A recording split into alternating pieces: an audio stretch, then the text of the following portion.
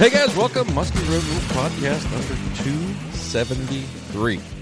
Hard to believe, guys. 273 of these things. And, I still don't know if we taught anybody anything. But, guys are listening, and I do appreciate it. We just finished up the sports show season, and I am really glad to be done. It was a long one this year. We did them, all the Musky shows. It's actually pretty cool thing to see all that going. But nevertheless, guys, tonight's podcast is brought to you by, let's think about this. Let's do about Lax Reproductions. Guys, if you are looking for getting a fish on the wall, think about getting a reproduction. Go to Lax Reproduction. It's real simple. All you got to do is measure the fish, nose to tail, and then you need to get a good girth measurement, and then you send those numbers to him with a couple photos, and he'll make a fish for you. Or if you've never caught a 50-incher and you always wanted one on your wall, well, this is the best way to get it, I think. And probably the most affordable with as much money as I've been laying out for stuff. So, but guys, think about it. laxreproduction.com. Shoot us a text. Guys, I'm going to give you out my own number to shoot text to. I'm going to give it out to you right now. It's 606-776-6729. Shoot us a text. That's the Lungin Lures text line. It's going to be it might be the new Lungin Lures text line, but shoot me a text, 606-776-6729. Lungin Lures, makers of the 22 short, 22 long, and the 22 SS, the big 50 cal, the chubby. These guys got a ton of stuff, including blades. You can either get the original Lungin tail, DC9, DC10, or the Nutbuster spinner bait. So check them out at LunginLures.com. Tonight, guys, we have two podcast virgins on here. So we have got Josh Borovsky from up in Minnesota, and we got Andy Muntz from up in Minnesota as well. So I'm sure you guys know both these from the sports show, PMTT, Musky Insider. We're gonna have a little conversation here. So, Josh, Andy, how we doing? Doing great.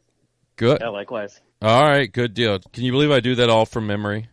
I'm very good at. I should host game shows. I'm impressed already. I think you should be. You should be. Let me tell you something else that's going to impress you. And it's going to impress all my clients that have to fish with me and listen to me complain about these things. But I did last night. Everybody that fishes with me will love to hear this. I got my 27th deer with my car. Oh man. That is how my night went. I've killed 27 of them with my car. Or now. I had 26 before last night. Last night was so screwed up. Let me tell you how my last night went. I was wanting to go check out this new boat ramp. It's a pretty good drive from here at Cave Run. So I went. Everything was going great. You have to drive through a lot of crappy roads and all that. And I check it out. Everything looks good. Hopefully maybe fish a couple new places. But as I was coming back, I've never had this. I've actually only had this happen one time. As I passed, apparently, going up there, when I started coming back through, a tree fell on the road. Literally, like 300 yards in front of me. Boom, tree in the road. And I don't carry my chainsaws or anything like that. Me acting like I own a chainsaw. I don't even own a chainsaw. But tree in the road, shit everywhere. I'm like, I gotta turn around. Basically, had to drive all the way back. I was probably 20 minutes from home. Had to drive all the way back an hour, and came through the other way, and the other way produced another deer. Car is drivable, but Josh, how many deer have you hit? I'm trying to think. You got me thinking about it. I think we've only hit one that I can think of. We really smashed it, but man, that's a crazy number. You hit one. You are clearly not trying hard enough. I was going to say, are you like stepping on the gas or the brakes when you? Well, here's what I learned, and this is from, here's a good little pearl of wisdom from Uncle Gregg. Whenever you hit one, you do not say you swerve the wheel. You always you hit them. Do not swerve. Hit those things because they are considered no fault in for insurance. So thank goodness, because my truck has been fixed 1 month from the last deer hit. And now, man, that's bad luck. We have another deer hit. Andy, how many deer have you hit? I hit one, and I didn't even kill it. You need to work harder at this. Jesus. I guess. I don't even know if I killed this one. Once up in northern Wisconsin, and it was like you were saying. I ended up taking a wrong turn once out of a landing in the dark, and I ended up down a road, and I turned around. And when I was coming back, and, it was a pretty skinny road, there was a big cow elk just sitting right there. And I'm very thankful to this day that it never moved. Well, elk, I mean, Jesus Christ, that's like a freaking horse that, they're huge. Yeah, I was shaking a little bit for sure. You'd have had, some explaining to do there. That, I've never hit an elk yet, but, there's always tomorrow. If I had to bet on any of us, I'd bet on you. I would. Oh God, yes, that is DraftKings has me at very good odds on this one. But no, I hate deer. They drive me insane, especially when I hit them. But whatever. But guys, let's talk a little bit here. Josh, why don't you tell guys what you got going on? You're doing the guiding. You got the lure company now. You're doing stuff with Musky Insider. Maybe just give guys a little idea of what you got going on.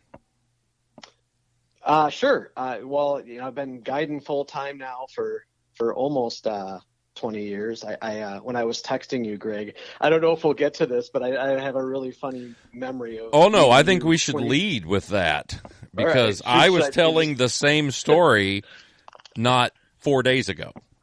Okay. And I remember, old dude. So this has to be like 1990. What was it? Wasn't it like 1999 or something when the PMTT started? Wasn't that the first year? Yeah, it would have been 99 or 2000, something like that. I think it was the year after, like 2000. But I remember that's how I knew who you were, right? Because I like saw you in Musky Hunter and that you had won, the whole deal. And then I went down. I was fishing on Green River Lake down in Kentucky and ran into you in a parking lot. You were looking at my rod holders on my boat, and we started talking and introduced ourselves to each other. And it might have been that trip, but I feel like it was the next year that I was down there when I saw you again, got off the water, like went into a Perkins because it was the only thing open because it was late hours. And there you were, with some buddies like at your booth. And so we started talking, and you were like, and I was like, how was your day fishing? And you're like, it was kind of weird. It was good, but weird. And you started telling me the story about how, you were on this hot trolling bite, but like the thing that was weird about it was there was this big naked guy like walking down the shoreline. My man had no shame. He was letting it all fly. Oh God, yes. So I thought it was hilarious, right? Anyway, like I think it was the very next day, I'm out there, right, on the water, and we're trolling, and we get ripped, we don't catch a fish, and then the person who's in the boat with me, I hear him like all of a sudden go, "Oh my God!" And I look up, and there's the big naked guy just like right in front of us, right? Oh yeah. And then I think like maybe 60 seconds later we caught a fish, and I kind of laughed. I'm like, well, Greg gave up his spot in the pattern. That's the way. See, that's how we used to. That's how GPS used to work for us. Is we just go, naked people is how we. That's like early GPS. Yeah, that is early GPS right there. But no, I remember it's still the only naked wanderer I've ever encountered down here. I've ran into a few. One in Detroit. He was again feeling no pain and just kind of just walking around. So yeah, all kinds of good stuff. But yeah.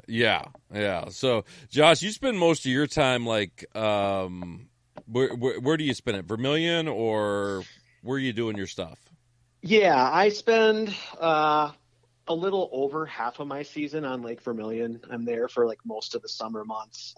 I guide in the metro for like a week or two, and then the water starts getting warm, and plus the open water bites just Sure. good, pretty quick out of the gate there on Vermilion. So I'm up there most of the summer, and then I come back, and I'm usually on the metro area lakes, a lot of it on Minnetonka for like late last week of August, September, October, and then I always love to go back to Vermilion for those first 3 weeks in November. And somewhere in there, I sneak away each year.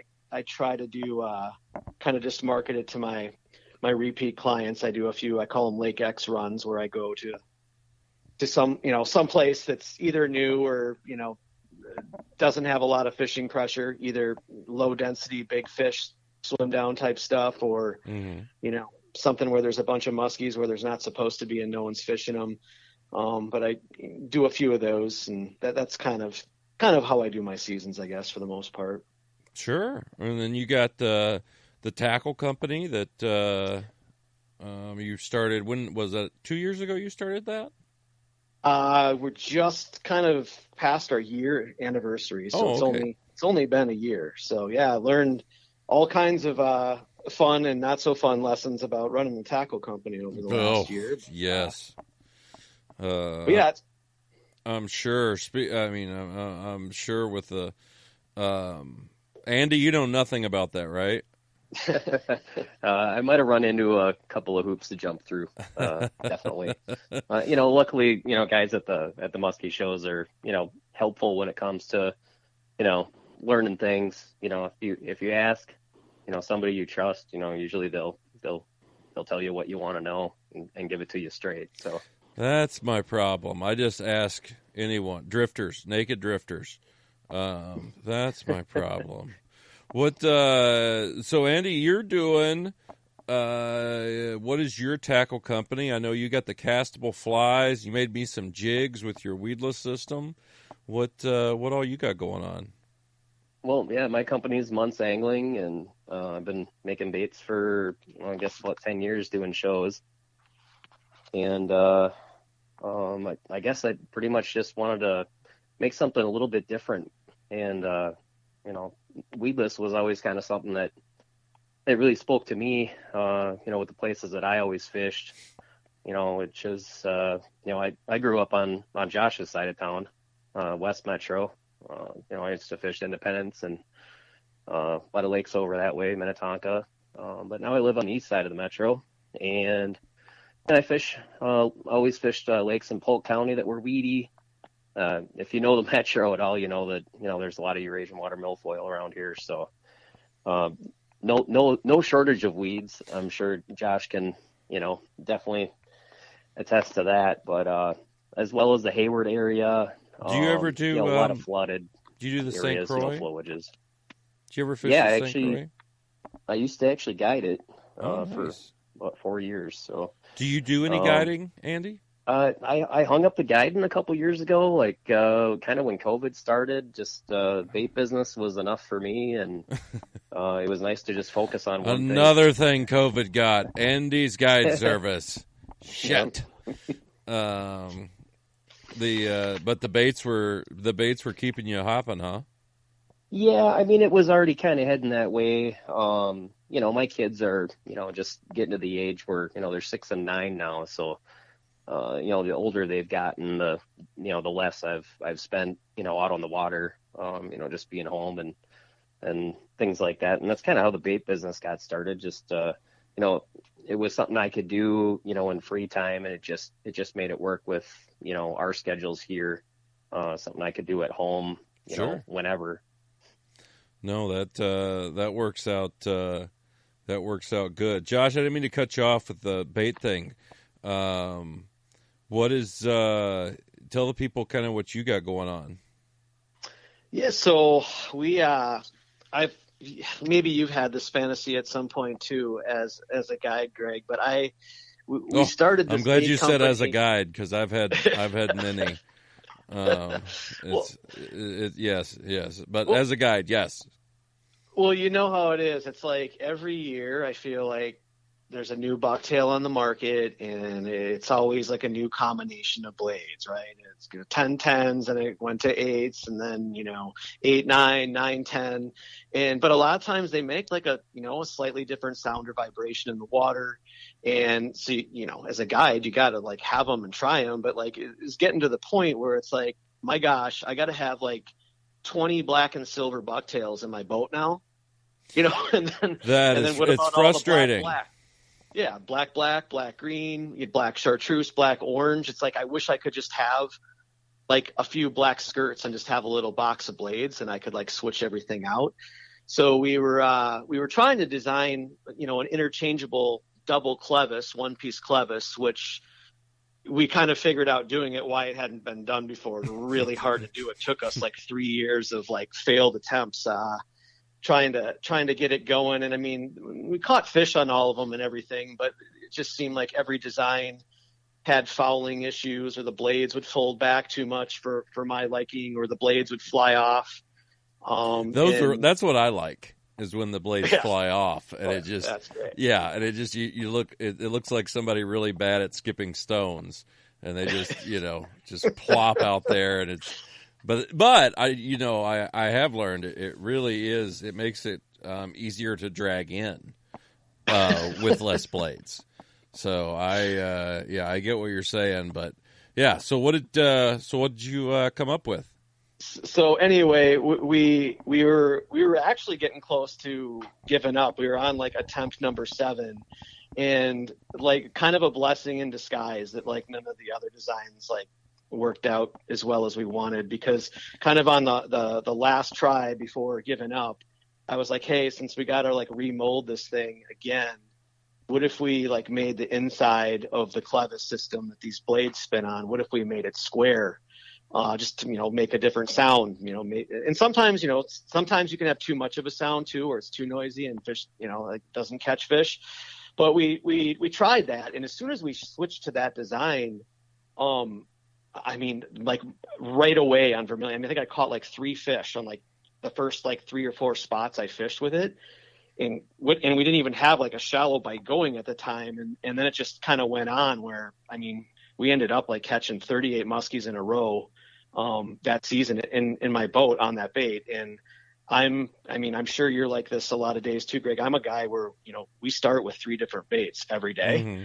So I was going crazy, like, oh man, this thing like works, but we still, didn't have the mechanism to switch like the blades out, like figured out. And I was getting to the point where like, let's just glue the thing on and nobody even needs to know, that you were supposed to switch out the blades. And then luckily, Ben, my business partner, who's got the kind of the tooling and engineering background, figured out a mechanism where you can actually, switch the blades out, not have fouling issues, and not have them fly off, and everything kind of came together, and we created the one. That's what we named the bait.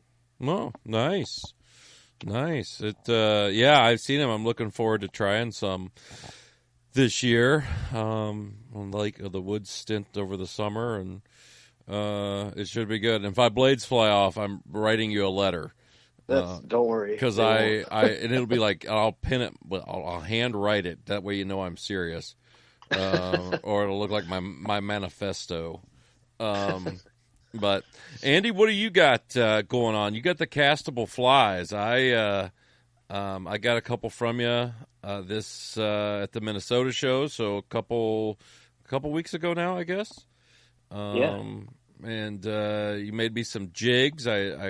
I went to I was like I was a wino looking for a drink around the Musky show. You got jigs? You jigs? Where's the jigs? and I finally got over to you, and you were willing to try something for me. Yeah, I can pretty much build, any of that kind of stuff. Adapt is kind of what I've always done. People always joke, at the shows, my little booth that I made, it looks like a lemonade stand, where you can get bucktails instead of lemonade. There you go. But I like it. Yeah, if I got the parts, I'll make them up for, anybody, the best of my ability, with what's there. Yeah, I mean, the castable flies is for sure what's been keeping me busy the last couple of years. It's like year 7 right now of them, believe it or not. And yeah, I take a lot to time to make, so I spend a lot of time making them. Where if I were making bucktails, I'd be putting a lot more baits out there. Yeah, definitely. Making 3 sizes of them now. They're all weedless. Tension loaded weed guards is basically what really all my lures have. And, it's just a different gauge wire going out, and then coming back, and it sits under the hook if there's anybody who hasn't seen it. So yeah. Do you, Andy, I was going to ask you, do you make those weed guards, or do you buy them and then add them to the hooks? Yeah, that's the thing. You can't add them to it. It's essentially, well, I guess in a way you kind of can, but you have to tie it, and it's not as easy as people might think. No. That's what I mean. It's a wire that comes out. You're tying the weed guard to the hook with wire or thread. I'm tying it with basically, just a light gauge wire. And I've taken a lot of MT like thread spools, and on my fly tying bobbin, and I'll just spin up like a whole bunch of monofilament line on there, and basically I'm spinning that around and bending it all with a round nose and a needle nose to get the desired length and all that good stuff. And I can do it on a standalone hook, similar to the way that I made your jigs. But the rest of the stuff that I make, like the bucktails, the buzzbaits, and the castable flies, it's kind of all on actually more of a wire form. And what that allows you to do is it allows you to, when you don't want to use the weed guards, it allows you to actually stow them. If you want to put it over the bend of the hook, snug it down, and then it's out of the way. It's just a luxury that you don't get when you're doing it on like a standalone hook. Yeah. No, that's cool, man. I the flies are definitely, definitely something unique, and you've got the belly weight system you can do on them too. So that makes it really cool. Josh, let's talk a little bit about, let's talk a little fishing, both of you. Jesus, we might as well. We're on here. Josh, what your season? You do some Metro stuff. What part of the Metro are you on? Well, I've like I said, I've been doing it. I've been fishing musky fishing for 40 years, I think, and guiding for 20. So I've got a lot of hours on all the lakes. But Minnetonka is our biggest lake by a lot that we have in the metro area. I think it's the one that most people find intimidating, and also no boat traffic. I mean, it is it's like a mill pond out there, baby. It's like a Rockefeller painting. The guy, the lady in the big bonnet, rod over the back, just calm and serene until you get killed. There's a reason that I leave for the summer months. They only have to deal with a week or so before week or two before Labor Day, and then the boats start disappearing. Because I know what you're talking about. You fish tournaments out there on the weekends, and man, it's always not the best welcome back from Vermilion. My first day when I get back, I always kind of question my strategy when I'm there, and then we start catching them, and I'm okay with it. Yeah, but man, that place gets crazy. We're doing, I guess the PMT's their third weekend of August this year, I think. Mm-hmm. Yeah, I think it's the third weekend, and it's a Friday Saturday tournament. That's the way all the Minnesota summer. I think isn't that a law between Memorial Day and Labor Day? You can't do a Saturday Sunday tournament. It's got to be a Friday Saturday.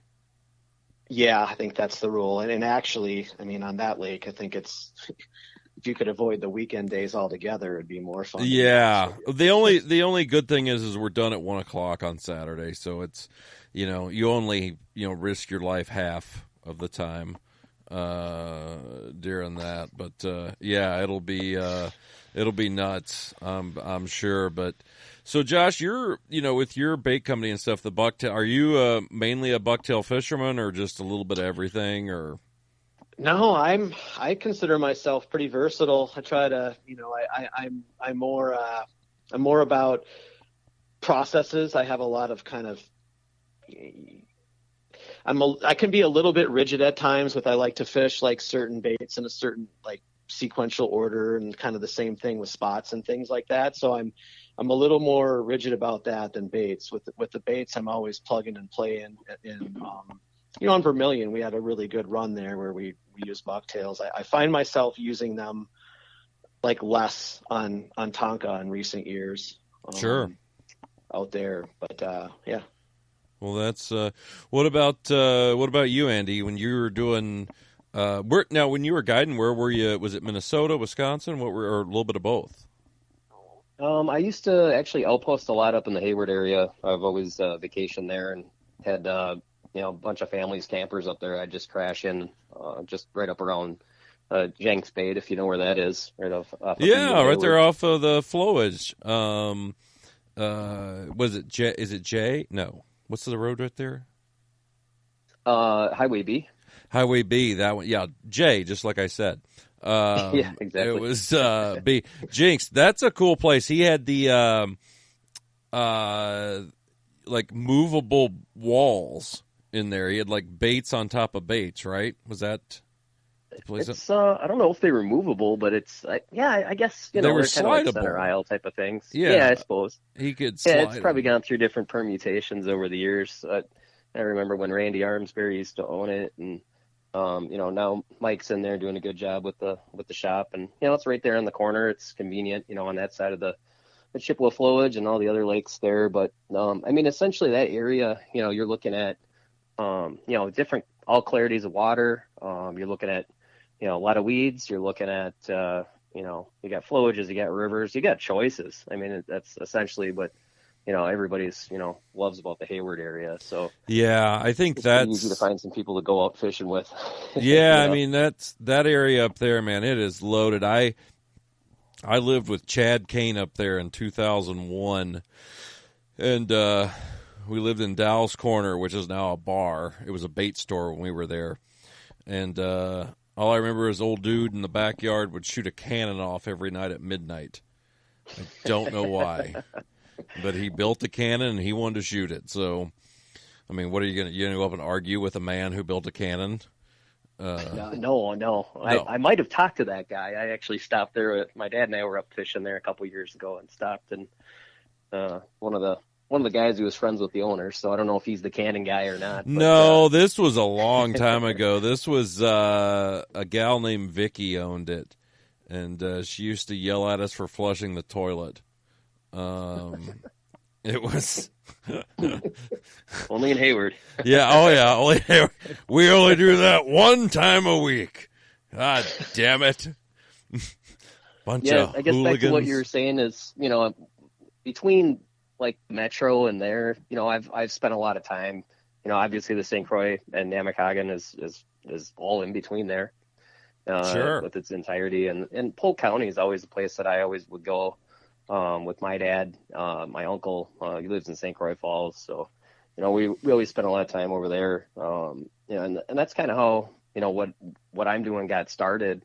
Deer Lake is actually, where, you've probably seen like old in fishermen. There's one with, where they're out there in like 1974, but, I grew up and started fishing that same lake. It was a great fishing lake for a real long time, obviously it's still in there. It's not like its heyday, but one thing that would happen is the weeds would grow up, and when they get to the top, they'd kink over, and they grow another 3, 4, 5 feet. Mm-hmm. And if you get a crosswind to the shoreline you were fishing, and you're just trying to throw a bait in there, it was just so maddening, because every single cast, didn't matter what you do, didn't matter what kind of bait you threw, like you were coming in with something. So as soon as you got fouled up, I mean, unless you got one of those crazy muskies that's going to decide to eat it with 5 pounds of weeds on there. That's my favorite muskie right there. Right? Dumber than shit. But I just wanted to do something that would function better. And so that's kind of, what was really behind, me wanting to do, the weedless bucktail. So I worked on that for kind of over the next winter and, got it ready. And actually my dad was the first one to catch a fish on the weedless bucktail. Nice. And he got it on Deer Lake. So, that's pretty cool. You can got the old man a fish. That's good. Yeah, he had a smile on his face, no doubt. Well, cool. So do you guys fish any of the same water? In the metro there, or? Josh, you fish east side?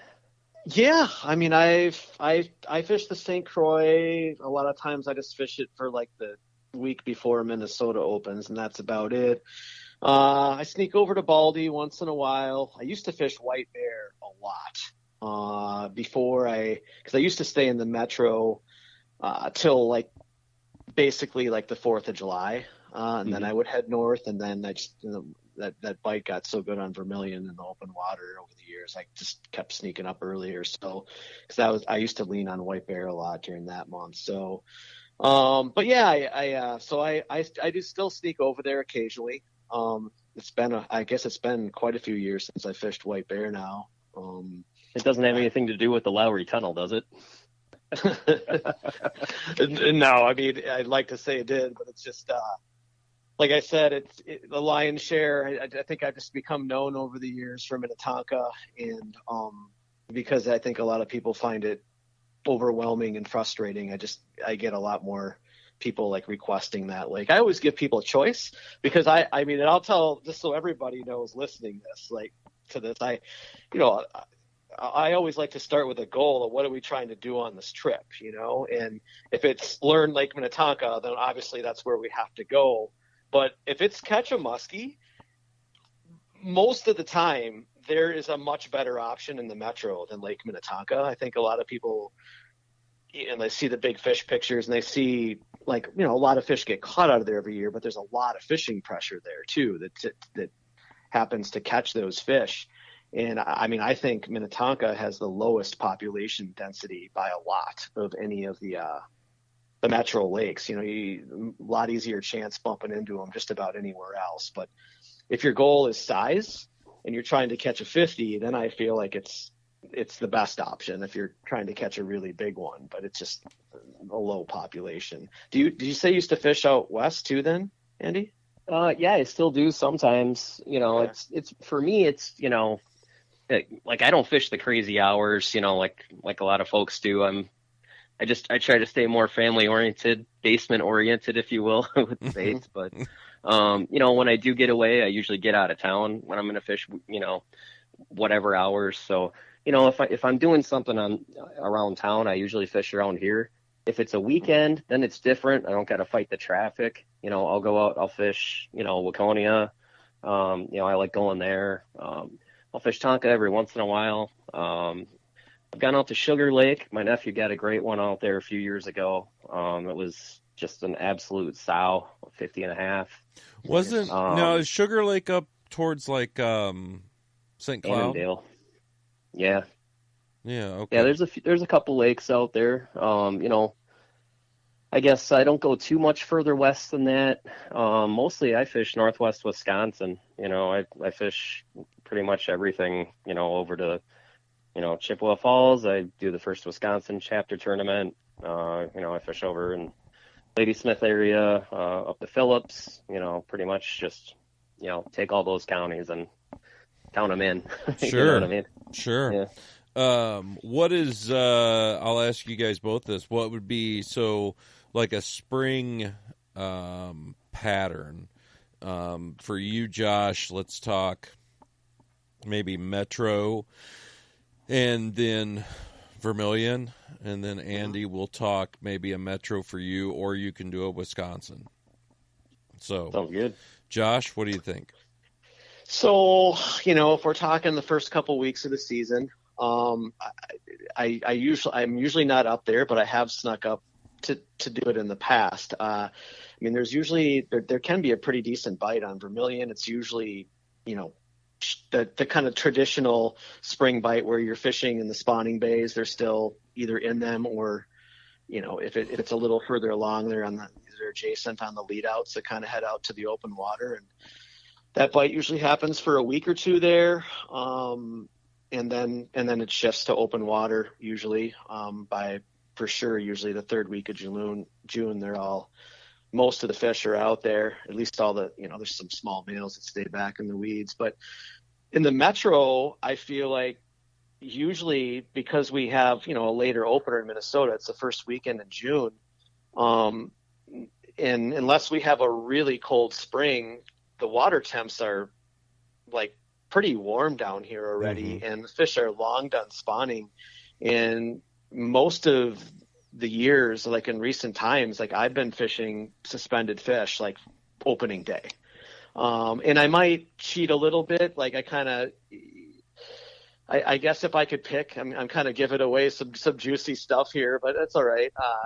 I've talked about it. No one's listening. My mom, I got a cousin that does, and this lady that burps.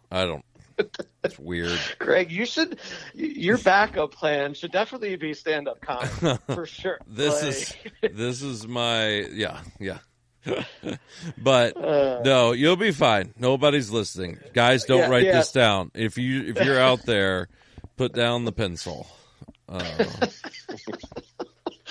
So anyway, I guess in not every lake has this, but Minnetonka has it, and I know there's some on White Bear, and there's a few other metro lakes that have this type of structural element where I like to call them sinkholes, but basically they're areas where you have like big shallow weed flats, which a lot of times are spawning areas, right? Especially if there's any kind of cup to them. But then there's a depression kind of in the middle of the flat where you have deep water that gets to 20 plus. And some of those, some sinkholes are like small enough where you can like literally cast across them. And other ones are, can be the size of like several football fields, right? But it just seems like a lot of times opening day in the Metro, if I'm on a body of water that has that as an option, I'm definitely going to look because it's really easy to cover. And with electronics these days, even pre-scope, I mean, just like with side imaging, you make one pass through the middle of these things and you can usually see if anyone's hanging out, even if they're not behind your baits. And then, if you see fish there, then that to me, that kind of gives me the green light to go out to the big lake and look in the open water as well. Where if I don't see fish there, it might push me back and looking in the weeds a little bit more before I venture out into the full open water. Sure. Andy, what about you? Yeah, I mean, I guess as far as around here, I would definitely agree with Josh on what he said, just based on water temps alone, most of the time, with the June opener in Minnesota, it's pretty much already gone, on your average year. So, where the fish have moved out deeper. So, for that reason, I go, mainly to Northwest Wisconsin. Last year I spent actually the entire week, up in the Hayward area, kind of bounced around between Hayward and Phillips and, other places around there. And is this, Andy, is this the opening week, the Memorial Day? Yeah. Memorial Day. Yeah. Northern Wisconsin, opening week. Yeah. Yep. So, there's a lot of different stuff up there, but mainly I'm fishing flowages and rivers and just trying to figure out, exactly where I'm finding fish, basing it on some water temps. If you get cold rain, coming into certain places, or you get, if you're getting warm water discharge out of a impoundment or a cold water discharge, it might change where you're going to be finding some fish. Typically, I mean, we just move around a lot. So it's kind of why I'm not saying anything by name. It's because we don't spend too much time on really anything. Sure. We just move around until, we're finding what they're doing. But, we're throwing a variety of baits. I'm not a bait maker who just throws his own stuff. I mean, obviously there's the applications for it, but, I'm throwing a lot of different types of surface baits. I'm throwing a lot of diving rise, just giving them, throwing it out there until you find out what they want, essentially.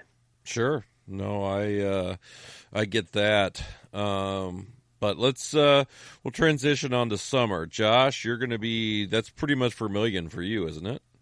Yeah, for the most part. Okay. So that summer period, let's say that July, August time period before it starts cooling down in like September, is it, for you, is it a lot of a bucktail bite, or is it, are you finding, I'm sure you're finding some stuff over, as the years go on, you find little things, but, what, how are you attacking it? Well, I gotta kind of preface this with like the history of the summer bite, because that lake keeps you on your toes. It has evolved and changed a lot over the years, and I've been fishing it since I think 98, 99, I think maybe was my first time there. And it pretty much from like the late 90s all the way to 2016, there was always just like the same bite in the summer. You could go on any like shallow rock structure, on the lake, and there were muskies crawling all over it, and bucktails, topwaters, like, pretty standard stuff. And then in 2016, it like changed, where the fish started to become way more open water related, like all summer long. Like they were like spending very little time on the spots. Like that year, I kind of figured out that they basically, you could catch one at first light, and then it took taking a lot of lumps, me and the other guides putting our heads together, but we figured out they were kind of like going out to the open water all day, and then they'd swim back up right at dusk. But it was a trap, right? When you're guiding, it's like you catch one on the first spot in the morning, and then it keeps you pounding rocks all day, and and then nothing happens till like the last spot, of the day or whatever, when it's getting dark and they move back up. And then they weren't biting after dark either on when they were sitting up there. So it was all kind of open water. And then we were quicker to adjust the next year, but then it was like very little good shallow rock bite stuff happening for, from 2016 to 2022, I guess it was. There was maybe like one year in there where there was a shallow bite that didn't last very long, but we were all like just, fishing open water, or fishing like you'd fish those same shallow rocks you used to catch them on. You would be like 2 or 3 casts out there. And I think that the reason that happened was, we started to get spiny water fleas. I hate those. And an invasive, like a little jellyfish looking thing. This is theory, by the way, not fact. So I'm willing to admit. Hey, if it involves a spiny water flea, you keep going on this track. So, I mean, my theory is that, so once they got in there, I started researching those, trying to learn as much as I could about them. And, perch, tullibees, and whitefish will all eat those as a food source. And so I'm like, okay, so basically what happened is I think we had a food chain. It was always like a certain way in the lake, and then all of a sudden like a new item got introduced that was never there before, and so it kind of started to change the behavior. I think what it did is it started pulling the perch out off the structure more than they typically were. So it was like the perch, tullibees, and whitefish were all out there, and then all of a sudden, boom. And like when I was telling you that story about the one before we caught all those muskies, that was kind of like I made this bucktail that we were fishing open water, but I was like, well, I guess I should try some rocks or whatever. And it was like magic, right? When we started catching them, on there, that was that same year, that was 2022. And then there was a really good shallow bite that year. And then, last year, 2023, same thing, like really, really good, shallow rock bite, again for most of the summer. And it started even earlier last year. I mean, there were fish showing up shallow by, like first, second week of July. I'd say it's more typical. I mean, even before all that change happened, a lot of times it's open water till about usually second week of July is kind of in between time. And by the third week, they're up shallow, at least historically before this all changed. And now the last 2 years, it kind of switched back to that. And I think I'm hoping to go to a DNR meeting here in a month or so to get an update on the lake and musky stocking and everything else, and kind of want to hear what their assessment is with where the spiny water fleas are at, because I'm seeing less of them, out there, and thinking that maybe this all, kind of ties the whole theory together. And if they've kind of started to run their course and there's less of them, then maybe, perch are hugging tighter, and that's why. I say we do like they did on Leech and just set up turrets, and you like with cormorants, and you just shoot the bastards. Yeah. If you see one, shoot it. See something, say something. That's what they should do. What, Andy? What's some summer stuff for you? Summer around here, if I can find water temps that are suitable for fishing, I'll do a little trolling. There's a lot of tiger lakes here in the East Metro, and they're pretty readily catchable. I like fishing them late afternoons and just getting down deep enough, see if I can find them. Usually, something like 14 to 22 feet of water is typically where I run into a lot of fish doing that. If I'm going to get over to Wisconsin, I'm just really looking for cool water, or any water as it is, in the last few years. By the time summer comes around, we haven't been getting rain for a while. Your rivers are getting skinnier, so it's whether it's like if it's a one-way float on a river, I'll dump a 12-foot boat in somewhere. If the water's runnable, I'll obviously take the boat if I can. I can go anywhere. I'll go north, but even in northern Wisconsin, you're not really typically getting too much cooler. So sometimes, like I mentioned before, I'll look for like a cold water discharge type of dam. Where I can find water that's coming out from, the bottom of the lake instead of the top, and, that way, you might run into some more fish that, you're not going to be dealing with the mortality that you might. But as far as baits, like, that time of year, if you're finding active fish, if I can find fish up in the weeds, I'll actually throw a lot of buzz baits, ploppers, things like that, get them to move, trying to, find something that just gets through. Try not to rip it away from them at that speed. Sometimes they tend to run a little bit behind it. That's always a good help when trying to catch one. Don't pull it away from it. It doesn't matter how much you want to slow down. It still happens. You're not supposed to do it. You say, I'm not doing it because you think they have it, and then there you go pulling, and you thought they had it, and you pull it right away from them. So It happens to the best of us. But one thing I do run into a lot that time of year, especially August, is just really, really lethargic, kind of like uninterested kind of fish that just really need coaxing. They're there. Yeah, that's when especially flowages that are shallow, and the reason for that. I'm surprised you don't. It's when their teeth fall out and they don't bite no more. And you got to give them times to let them grow back, because they start as nubs, and then they grow back, and I'm telling, it's when their teeth fall out. That's what a guy told me one day, and he had his shirt on, so. He looks smart. It explains those dentures that I caught. Exactly. Exactly. I like it. Slow stuff, like I was going to actually say, like, one bait that a friend of mine threw was a warlock. And I thought that was really cool because just the way he was working it super slow. And we kind of look for like these saddles and like this small flowage. And he just kind of got onto something that day, and he actually got 2 fish. Was he throwing? Not to just real quick. I love those baits. Those are super cool little baits. Bit and tackle made by Is it Daryl Nyberg? I believe it is. It is Daryl. I can't believe it. That literally came out of my ass right there. Wow. But no. They're nice. Were you throwing the big one or the little one? It was a little one. And, Okay. it's for this body of water in particular. I mean, that's all the bigger you really need, especially that time of year. Yeah. We Josh, tend to size things have you down. ever thrown those, Josh? Yeah, I've played with those.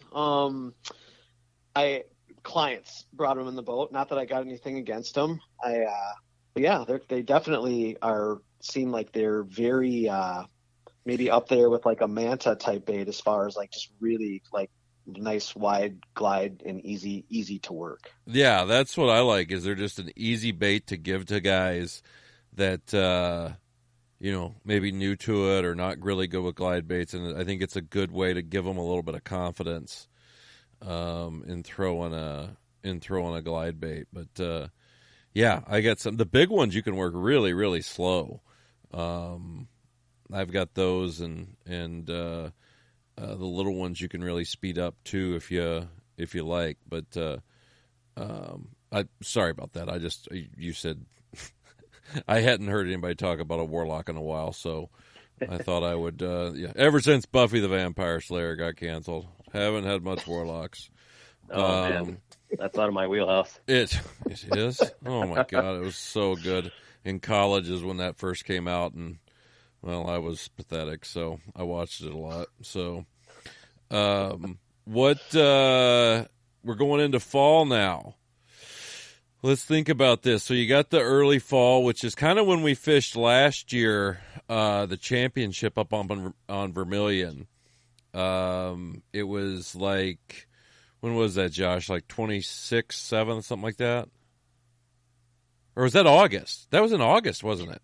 Yeah, I was trying to remember if it was August or September. It was August. It was late August. So it was late August. So let's look past that and let's look into September, October, November up there. What's you're still fishing it, I'm thinking, or are you back in the cities? No, I'm usually back in the cities around there. I mean, I have fished it, those times of years too. So, I mean, I guess, if we're kind of are we kind of doing early fall to late fall here? Or how let's do like early fall to late fall, the whole transition. So, yeah. So, I mean, a pretty similar thing happens on both Minnetonka and Vermilion. Again, I'm giving away some pretty good stuff here, but don't write this down. Don't you fucking do it. Oh. But I guess I would say, and again, some of this is theory, but I mean, the first thing, kind of transitional period we go through is turnover, right? And which is notoriously tough on, I think, most bodies of water. And I think, and I could be wrong, and you can disagree with me, Greg, and you won't hurt my feelings either. I'm going to fight. Yeah. I want a good fight. But anyway, I do think that it's kind of a time of transition for like everything in the lake, right? Like weeds are dying, the lake's flipping temperature wise.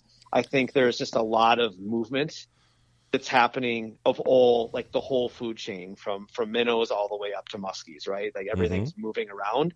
And, when you get into late fall, you kind of know eventually where it's going to end up, but it's not like it just shows up there like that day or whatever, right? It's like a process.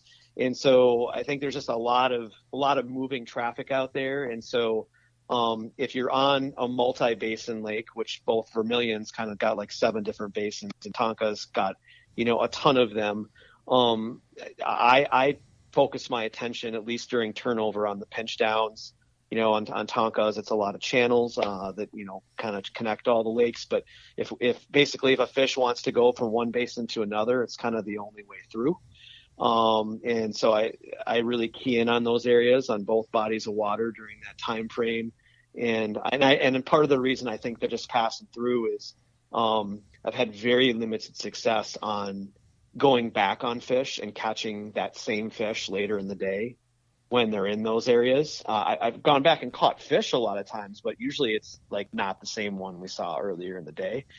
So I do think they're just on their way to somewhere else, but they kind of got to go through those areas to get there. I definitely on Tonka, this is another weird difference between Tonka and Vermilion. So on Tonka, in that time frame, usually once I see like 57 degrees or so, I'll start running live bait for at least my rod, just as an extra line for my clients. and then usually having them cast in. As far as baits go, still will run blades, but actually a mistake I made last year is I weeded them out way too soon and kind of learned the hard way one of my last days on Tonka before I went back to Vermilion. It was kind of one of those days where we were gonna go in with a goose egg, and we were on the last spot, kind of last spot, last few casts of the day type of thing, and ended up having a guy throw a bucktail on one of those bigger ones we have, and caught one right away. And while I was happy, I was kind of kicking myself that I think we probably missed out on catching quite a few fish for a few weeks there. Leaning too hard on, it's that whole debate, as a guide, when things are going to switch, it's like you have, or I do anyway, the anxiety of I don't want to be the guy holding on to the old pattern too long when it's not a thing anymore, right? Because at some point that happens where all of a sudden blades just aren't going to get bit at some point, right? And so you want to kind of jump ahead to what the next thing is going to be, knowing that you should still get bit on that and it'll just get better.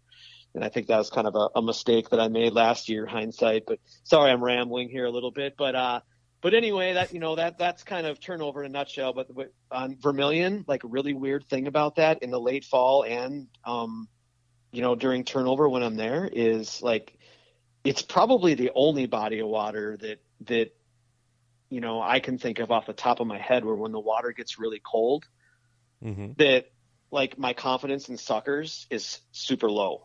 I've had a lot of people tell me that up there, and that's just hard to believe. It's crazy. I know, and believe me, man, I've tried, and I'm not saying that you can't catch them on suckers, but I am saying that if you caught one on a sucker that day, I bet you I caught 5 on a rubber bait that day. And I've seen it all. I've had guys come with me, get all the spots from me, and then you just probably weren't using big enough suckers, or I got red horses, or I got my special rig, and then they'll I got one here named Cleveland, and he's gonna do it. You're not naming them right. Yeah, exactly. But anyway, they'll be the next day, fishing right next to me on some of these spots, and they just watch me get the net out, and usually after a few days, I break their spirit, and they, put the suckers away and start casting like everybody else. So, where on Tonka, different story. I have a lot more confidence in suckers there, and just about any other body of water that I've fished late in the fall. So it's weird. I don't know if it's just because they're so focused on tulipies and whitefish that time of year on Vermilion or what it is, but definitely a difference between the two. And then, so I'm usually kind of on Tonka through turnover, and then I kind of leave to go to Vermilion the last week of October, first week in November. And then I'm on, I usually try to book through the third week of November, but whoever has that third week kind of knows they're gambling. We might, Yeah. I'm definitely always breaking through the thickest ice. Last boat out one year, I even tried to bribe a barge guy to break a path for the guideboats. Oh, I tell you, I've done that on a few lakes that that it was early on when I was up there, and they're like, yeah, let the guys telling me, we bust stuff like this all the time, as long as you go first. Yeah. And I think I remember that post of yours, Josh. Oh, you must have been fishing Tonka about a week after I said enough is enough. Yeah, last year we got frozen. The last night of the season, we literally the lake. We kept running.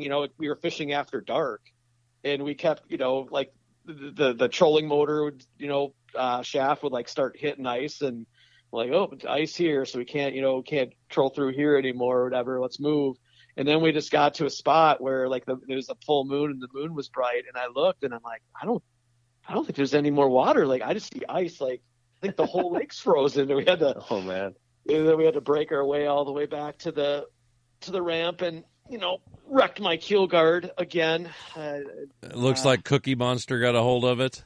Yeah, that's mine. Mine is like that. I've had several of them look that way. But Andy, what about you? How's your fall and late fall? Fall for me usually shapes up, as soon as September gets here, and the Labor Day holiday weekend is done, I am ready to start fishing around the metro again. Because, I mean, other than like some daytime trolling in the summer, I kind of avoid it like the plague. But I'll do basically, I'll fish a lot of ploppers. I'll do some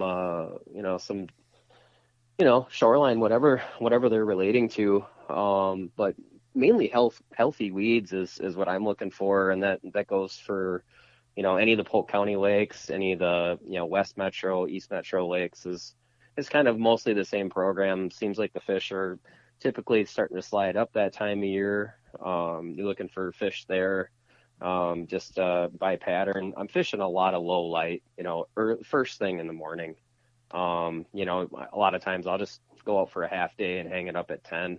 Because I'm not guiding. I'm not worried about it. It's like if I get a half day, I'm great. The rest of the time, I do for sure. I'm going to be the third weekend. I'll be typically at the First Wisconsin tournament. That basically is like a 5-county area from, Menominee, Chippewa Falls, Ladysmith, over to Rice Lake and, down. So, I guess that'd be Chippewa, Dunn, Barron, Rusk, and Eau Claire counties, I believe. So that's the third weekend, and that's a lot of water right there. I mean, if you think about that, and that's a 3-day tournament. You've got a whole bunch of stuff going on.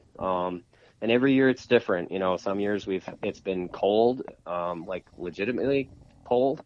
Other years, you're out there in shorts. So, depending on what they're doing, but definitely it's transition time. A lot of times we're putting some pretty gnarly action on some dive and rise, just really popping them hard and letting them float up.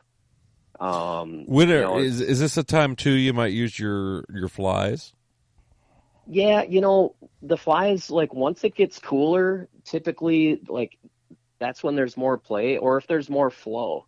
And I'd like to attest to more flow lately, but it just hasn't been raining much, the last few summers. So it's not like we're getting, big, bunches of eddies and, higher flow where it's going to change things and suck those fish back up into those places. But mainly because we haven't been dealing with that. The flies really shine, and that's what I was going to get to, later on in the fall is, I start fishing a lot more rivers, especially once the lakes start cooling off. When I start seeing less than 50 degrees, I'm spending a lot less time out on lakes. Not avoiding them altogether, still checking in here and there, but I'm hitting a lot more flowages, a lot more rivers. I fish the Hayward area typically in October, late September, if I can get up there.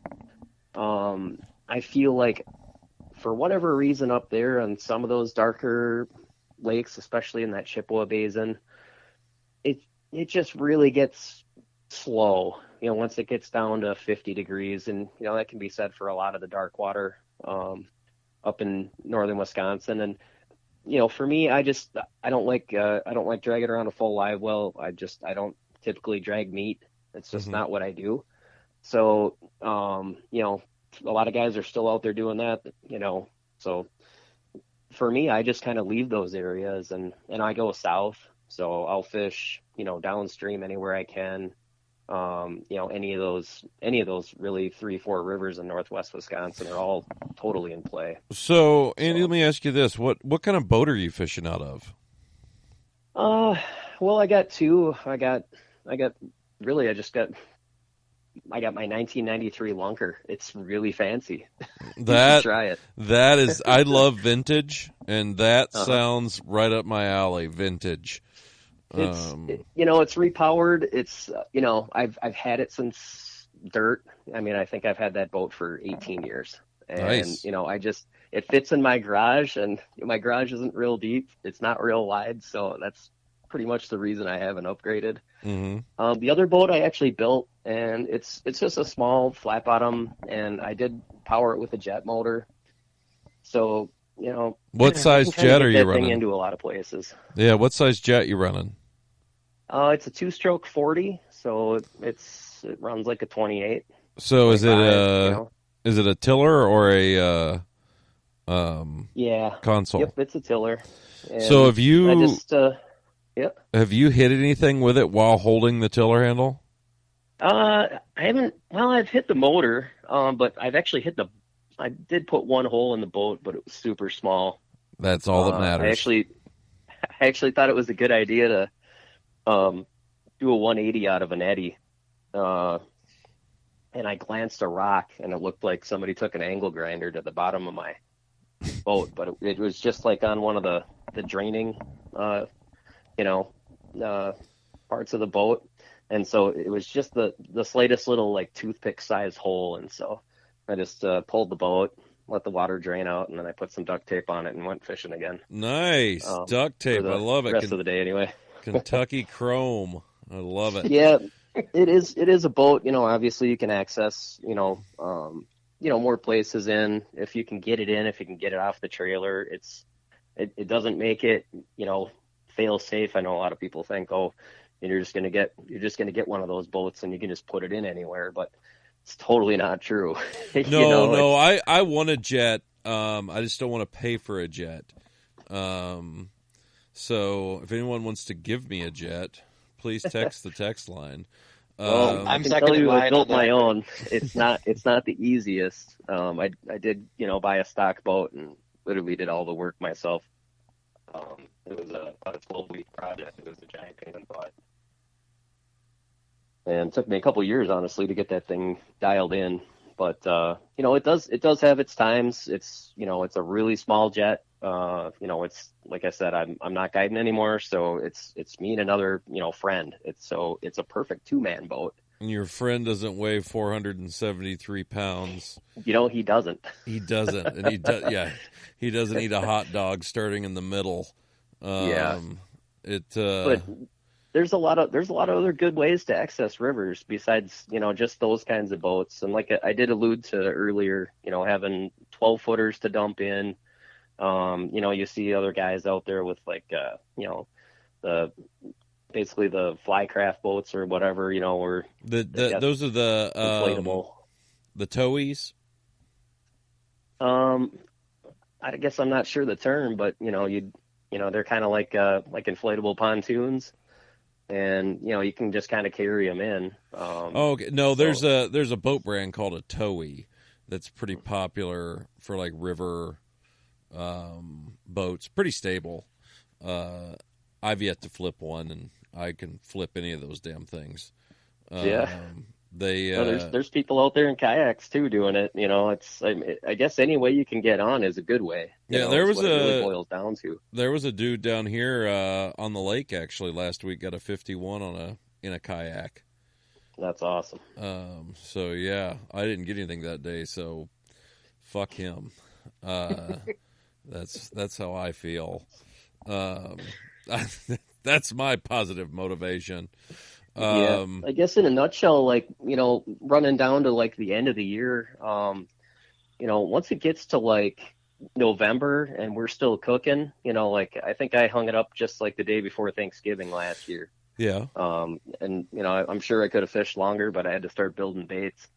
But running down the river is, it's been great. And, we had a good time doing that. The lakes do get sluggish. They get lethargic. You can just tell, you'll be out there, you get a cold snap and you go out a week later and it's tough, but you can go back out sometimes on some of these flowages and some of these rivers and you can find active fish. So, but obviously you guys know it's, working stuff slow that time of year. And for me, the flies are something that I throw all the way until they're bouncing off of ice. I mean, I think a lot of people don't realize that that's a bait like rubber that you can use right up to the end, and it produces. Sure. And I spend a lot less time throwing them in the summer, but they do have their times where I can throw them in the weeds, and that's it's something that I can get through there and dodge them around. But in the fall, it's that's just the time where I'm throwing those. I'm throwing a lot of minnow baits, and I basically got 3 baits, and I'm probably not switching them all day. Mm-hmm. Well, cool. What are those baits? It's cheap. Well, a Bomber Long A. Oh, You guys throw them? I love a Bomber Long A. I know exactly what you're talking about. Yep. What? Yozuris. Nothing too huge. Depends on where you fish and how big it's going to be. The little Yozuris? Well, like a 5.5-inch suspenders, about as small as I go. But Yep. I like the 8-inch bombers, 7-inch, whatever they are. They're like a little bit more saltwater sized. Yep. They usually have saltwater hooks. Rare to find. Those weird gray, marshmallow hooks. I think Matsuo makes some, that are a little bit kind of like that. But mainly, I'm working those just like with a wrist action. It's actually just more of a rod that's, the line, the pound test is made for muskies, but the rod is made more for like bass, pike. It's just a little bit less than you might, normally use for mussel. But my folks have always taught me to use those. I've been fishing with rods like that because they used to do that back in the 80s, and it always worked for them. And so if it worked then, why not now? It still works. Exactly. There's a big rubber rod I'll use. I'll throw like swim baits. I do like some of the Savage Gear baits. They work well. They work better when they're re-rigged, but they work. Things like that. Some slow straight retrieve stuff that time of year can really shine too. Sometimes you get a little bit happy on the baits that are pole pause or twitch. And sometimes you just need something slow that just let them come up and eat it when they're ready. Nice, yeah. No, that's cool. I'm glad that those are some good tips right there. Josh, we're getting close to the end here. Let's talk about in your baits. What you've got? How many different sizes? With the one? Yes. So we started with an 8.8 and an 8.9, and they're basically the same size. So the only thing that's different is the blade, and keep in mind you could buy an extra blade and make the other one. But then this year we came out with 2 bigger versions that are actually a little bit different. We have a 10-10 that's got like a 1 hex blade on it and 1 kind of standard smooth blade and maybe a little more traditional bucktail weighting on it. We kind of did the 2 versions because I like to, I fish at night a lot. I like to throw big blades at night, and at night I slow down, and we have another heavier version, which I'll tell you about in a second too. But that one, if you're throwing that heavy one and you try to slow down at night, especially on vermilion, you're in the rocks like all the time or dredging weeds. So, so we started with we have a 9-10 that's a little bit weird too. It's got like a double thick 9 hex blade on it, and then standard 10, but a lot more weight. It's like 4.4 ounces on that one. So a lot of weight to cast in the wind. If you want to burn it, it doesn't pop out of the water on you. It stays down good. And, on Tonka, when we do use blades out there too, we like to kind of slow roll the deep weed edges and get some depth out of them. So it kind of covers those bases, and the other frame with the 10-10s is lighter. But, like I said, there's already guys that were putting 13s on them last year and catching fish too. So they hold up. So those are the sizes we have right now, but you can kind of be a mad scientist and put whatever blades you want on those frames. Yeah, that sounds like that's, you can, with the interchangeable stuff, it makes it really, really nice. And, should be good. What about, you, Andy? How many? You said you had 3 sizes of the flies, and what about on the bucktails? Yeah, pretty similar program there too. 3 and 3. So flies come in junior, standard, and mega, and the bucktails come in Phantom, standard, and jumbo. So much the same. Jumbo, that's the one I want. Give me the jumbo. Yeah, they're mostly 10s on there. Fluted like Mag, Indiana. They're like the old 40 thick. So, you know, it definitely gets them riding down. What's Andy? What's the biggest fish you know of caught on one of your baits? 54.5 on Jesus. actually one of my surface builds, which is a chopper prop combo. A chopper prop combo. That sounds cool. It's chopper blades on. Well, my buzz baits they're like similar to a bass buzz bait. Think like that. It's something, you know. Obviously, if you throw it out there, you're gonna want to start reeling before it hits the water. Sure. And you know, they're with my weedless. It's a treble hook. And then the blade is really the only option that's different. So my first option was a Delta, it's just your standard Delta F blade. Mm-hmm. And that's great in the slop. But I had this add-on that you can just, it's like a little attachment you can put in front of the flies just to give them different action. And one year at one of the shows, I had that, and a guy had asked me to make one of my surface builds and put that on there because the blades spin opposite directions, and I got them spaced so that they clang into each other, so they're incredibly loud. And he wanted to throw it on Leech Lake and throw it in the reeds, and so I just built him that custom one-off. And literally, he just went out and smoked a 54.5 on it and sent me the picture. You know, it was just long as the day is long. You know, it wasn't a big fatty. It was like a June fish, just had a big old head and just a really straight, long body on it. And yeah, so I decided, well, this one should probably go in the collection too of something that people can get regularly from me. Sure. What about you, Josh, on the one bucktail? What's the biggest you know of?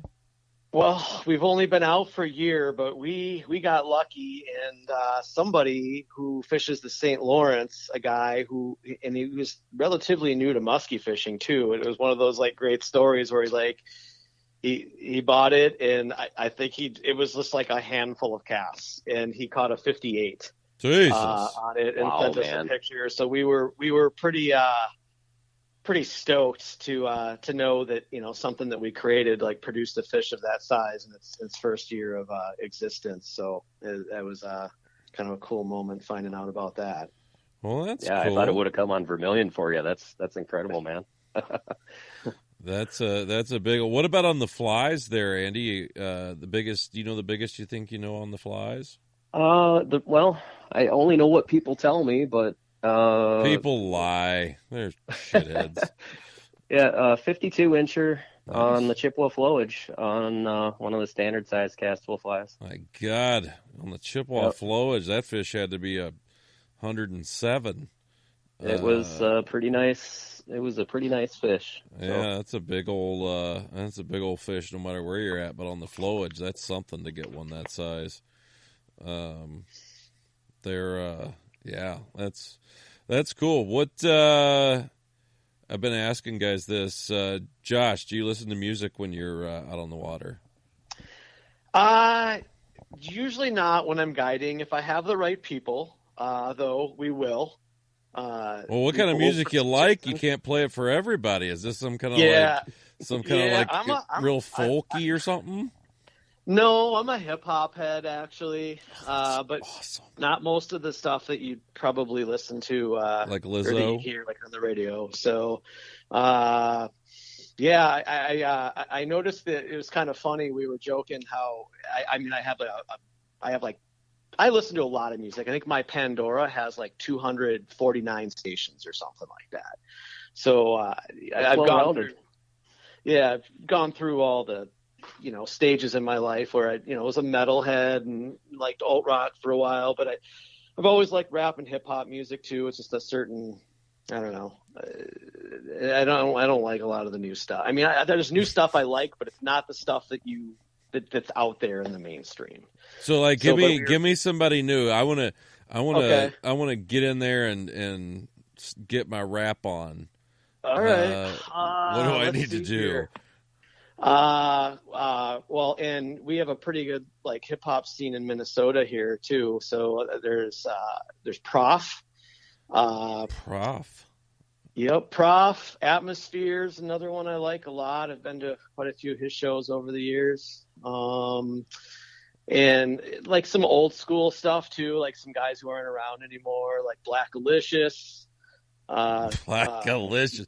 That'd be Andy, the name of your next bucktail. Blackalicious. And Well, dude, the I'll have to make Muskies it love tasty. Blackalicious. I'm not joking. Well, I know several people that like Blackalicious. Well, I'm putting some iridescence in there to make it Blackalicious. Yes, you got to get the licious in there. That Blackalicious. I don't know that one, but that one sounds fun. Yeah. I like that. Andy, do you like? Are you a music guy in the boat? In the boat, surprisingly, not that much. I mean, if I got the wife out there with me and she's like suntanning in the back or something, like, she's got whatever she wants on. Usually, if I'm fishing, I'm mostly just fishing. You might find me pull up a football game in the fall, but actually, when I'm tying, I do listen to a lot of music. All right, what are you listening to when you're tying? You got a new fly in front of you. What are you putting on? Any of about 20 of these records that are kind of queued up on the hot table. I got a Black Rebel Motorcycle Club record on there right now, and I don't know. I've been listening to this "Ain't You Know Us" by the Trail of Dead album for I don't know a lot of the winter. It's pretty good. What is that you're talking about? The Trail of the Dead. What is that? What kind of music are we talking about here? It's like kind of like newer prog rock. So if you like Pink Floyd and you want to add about 40 years, then you go there. Yeah, I'll check it out. We were talking about Pink Floyd in the boat today, and I'm just one of those. I was like, I don't get it. But it's like, actually, it's more like, in some ways, it's like, I don't know. I guess it's got like more of like a skater kind of mentality to it. You'd have to hear it, I guess, to properly do it. I mean, they go all over the place. So I like things that are different. And, I listen to, old like classic rock. I was buying up vinyl when people were unloading it for nothing, and I'd buy it at the thrift store for, $2-3 a copy. Nice. So I got a whole bunch of it here. I got old blues. I got, new stuff they put out, and I'll fire up Pandora like Josh was saying, and I listen to a lot of stuff. That's what kind of keeps the juices flowing for me anyway, at least when I'm working. Nice. Well, shit, you guys got all kinds of cool stuff happening. Yeah, well, how about you, mentioned some artists around here I know, so. Me, I listen to a little bit of everything. It depends how I feel. Right now I'm listening to a lot of Zach Bryan, Tyler Childers. I love him. But don't be surprised if you go on my boat and we're playing Lizzo, because it just makes me laugh. And well, she's from around here, man. Thank God, you guys are so lucky. I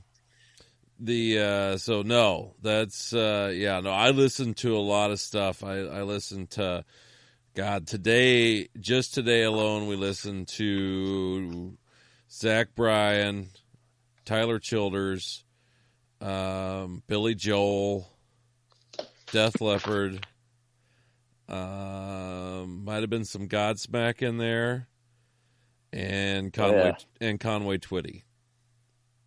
Yeah, I got some Pyromania here on vinyl, so there you go. Right there with you. Right there you go. Yeah, no, we listen to a ton of stuff. It just depends on what mood I'm in, or if I'm guiding someone that's young and like 25 and they, if they don't know who someone is that I do, that I feel like they should, I make them listen to it. There's definitely been some times out in the boat where you want to like have that little bit of icebreaker with your customers. You want to like say, all right, let's like relieve the tension. I don't know if it's like just been a tough day, or somebody just lost a fish, or they just broke one of your reels and things get a little weird,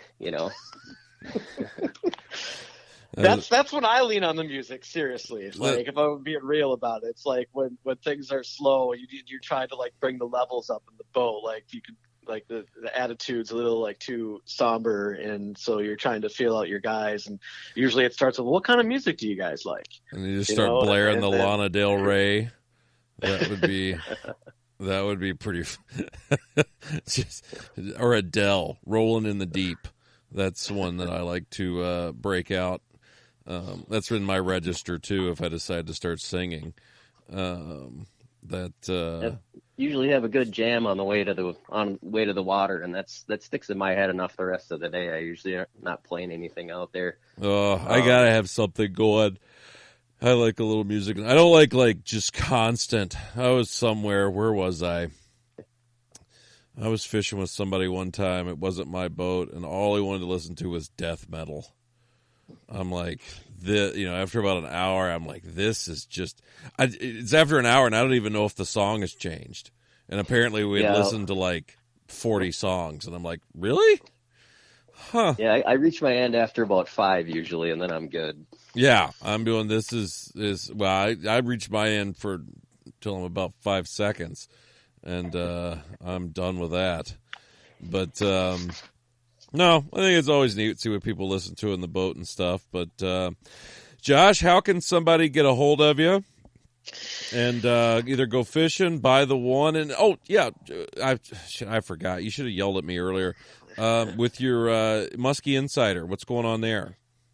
Yeah, so Musky Insider is another project. I guess it's been about 5 years now. I think it was 2019. Nick Linder and I started it. It is a digital Musky publication. So we put out a newsletter. We actually do one every week. So we do 52 issues a year. And it is completely free. It does not cost anything. It's delivered by email. And if you want to learn more about that, you must go to muskyinsider.com with a Y. And we try to make it hard to look around on the site without getting asked if you want to subscribe. And then once you are, you get lots of up-to-date Musky content every week. It'll come to your inbox. And then we started Insider Pro this last year too, which is a subscription deal where people do have to pay some money for that. But we got a lot of really good guides and fisheries biologists and stuff lined up from all across the Musky range, and we do live Q&As with them. We have a bunch of, 20 hours of virtual classes that we have on there on a bunch of topics and stuff too, and give out discounts to people. Our members get discounts at like tackle manufacturers and retailers and stuff like that. So that's a real quick on that. And you can find all that at muskyinsider.com. The bait company, the lure's called The One, but the name of our lure company is called Angling Revolution. So you can find those at anglingrevolution.com. And for my guide service, it's promuskyguide.com, and it's Musky with an IE, even though the other one's a Y. Don't ask. Just how we did it. And that's where you can find all my contact information about my guide service and where I'm going to be and rates and all that good stuff. Yeah, I just want to say about Josh's Musky Insider. It for anybody who's thinking about doing it, I've actually advertised with them, and I found it to be incredibly effective. So there's that. It's obviously entertaining. I like all the things that you put in there every week. It's just cool to see all the little snippets. A lot of times, it's just a good amalgamation of things that are, brand new in the musky world, whatever's going around online. So I think it's a great thing that you're doing. Well, thanks. I appreciate that. And my little joke is we try to make it the right length. So when it's time to wipe, you're done reading it. Exactly. But yeah, it's grown a lot. I don't know, last time I checked, we had like 25,000 subscribers. So we know there's a lot of people out there reading it and looking at it. So, and thanks to everyone who does, by the way. Yeah. What, Andy, how can somebody get a hold of your baits, urinal advertising or anything like that?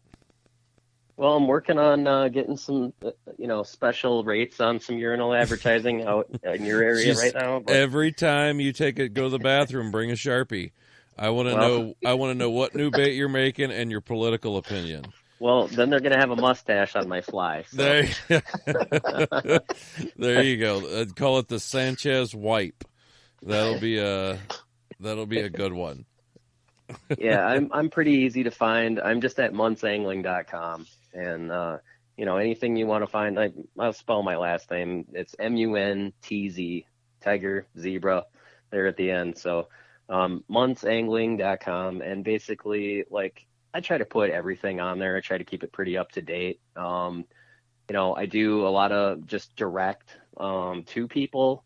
So a lot of the stuff that I bring to the shows, and I'll just have on there, and there's anything else if you want content videos, to see what's going on with the stuff or anything new. It usually comes across the front page banner on there.